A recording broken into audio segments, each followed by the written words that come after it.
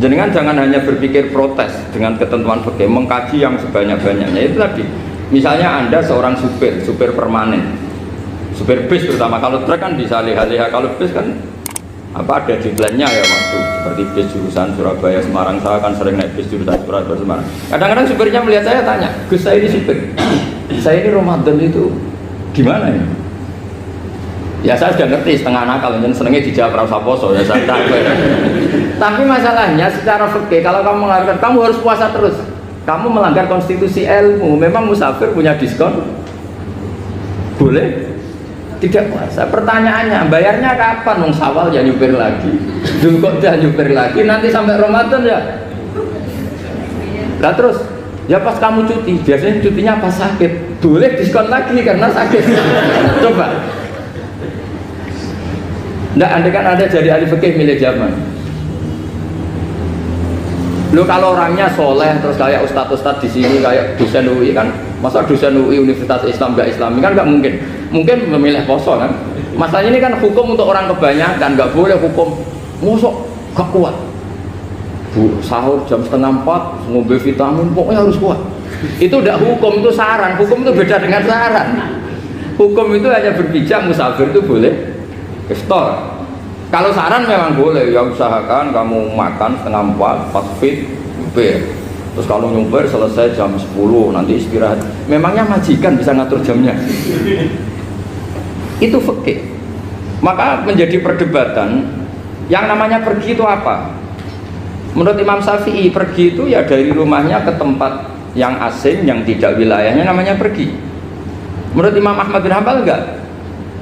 Pergi itu tidak kerja. Jadi orang yang supir yang seperti itu namanya tidak pergi tapi kerja. Tanyakan ke publik, misalnya jenengan ke UI, istri kamu atau suami kamu ditanya, istri kamu kemana? Kira-kira jawabnya bilang pergi jalan-jalan apa bilang kerja? Kerja. Makanya kata Imam Ahmad bin Hanbal, mudi musafar atau orang yang berprofesi, yang profesinya memang harus pergi kayak traveling atau supir, maka itu namanya tidak pergi, namanya itu kerja. Karena apa? Sekali distatuskan pergi, maka ikut status yang dikatakan Allah dan Rasul, dapat diskon, boleh tidak puasa. Maka terus kita debat tentang definisi. Nah, definisi ini penting karena yang menjadikan hukum rubah itu definisi. Misalnya gini, mbak ini ngaji saya, statusnya kalau pakai status saya ajnabi, orang lain bapak ajnabiyah, maka hukumnya saya melihat bapak ini haram karena statusnya ajnabi melihat ajnabiyah yang tidak mahram. Tapi kalau di fikih itu ada statusnya. Di antara lelaki boleh muwajahah sama perempuan adalah 1 untuk belajar, 2 untuk muamalah, 3 untuk kesaksian, 4 untuk pengobatan. Itu kan ada pengecualian. Sehingga statusnya sekarang mbak itu belajar apa ingin melihat Gus Bah atau Gus Bah itu mengajar atau ingin melihat mbak, itu statusnya bisa rubah ya. Makanya kalau sebetulnya kalau kita marung di warung misalnya Padang, kita nggak pilah-pilah, kebetulan pelayannya perempuan itu masih bisa ditilah secara fikih. Saya muamalah marung cuma kebetulan penjaganya. Tapi masalahnya Pak ini punya daftar penjaga yang cantik, yang masalah. Maka pertanyaannya itu marung ke situ demi marung apa demi melihat? Tidak jawab saja. Demi marung apa demi melihat?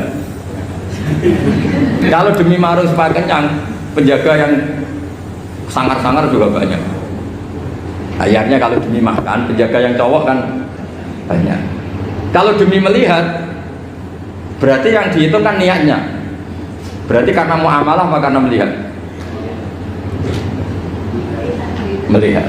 Itu status. Jadi makanya kalau mudi musafar itu namanya orang pergi atau orang kerja? Orang kerja. Maka menurut pikirannya Imam Ahmad bin Hanbal seperti itu harus puasa karena dia adalah pekerja bukan musafir.